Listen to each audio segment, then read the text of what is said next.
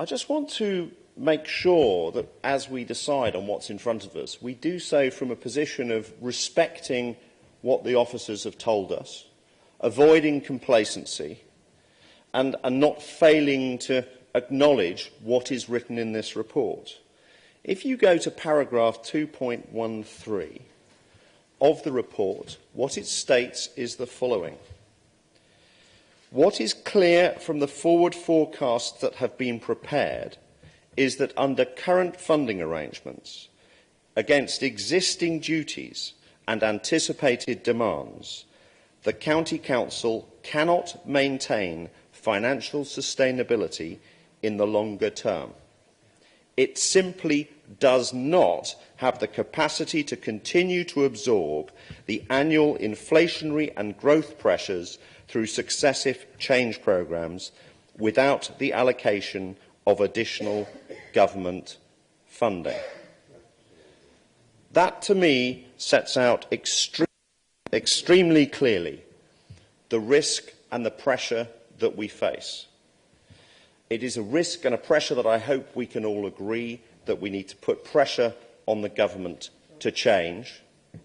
But I'm not going to make the mistake that some of the Conservative speakers have made and imply that the government is some external force, that it's not made up of members of Parliament who live amongst us and are elected by us in some cases, and in some cases not. This is a Conservative government that is consciously deciding to do this, to put us in a position where we quote, and quoting officers who you've all rightly said we should respect the work they've done on this, cannot maintain financial sustainability in the longer term. This is Conservative policy for this area come home to roost. We are seeing what is happening with other councils that are further down this road. None of us want to get to this point. We've already talked about the fact that we're seeing short-term cuts that are leading to longer-term cost. One particular thing that was a concern of mine earlier was the supporting people funding that was in place to help people maintain their tenancies. And guess what? It got cut, and the number of rough sleepers has gone through the roof. And there are so many other areas where cuts in the past or failure to act in the future, failure to support active travel, for example, is laying down more cost through greater ill health in the longer term. But the key point is this.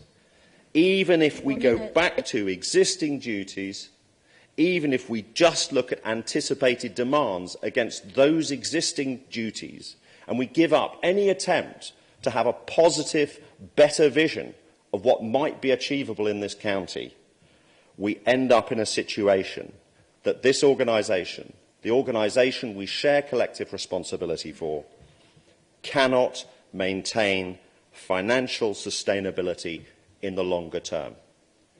And it is a responsibility of all of us, and I would say particularly those representing the Conservative Party, to take action to get that situation changed.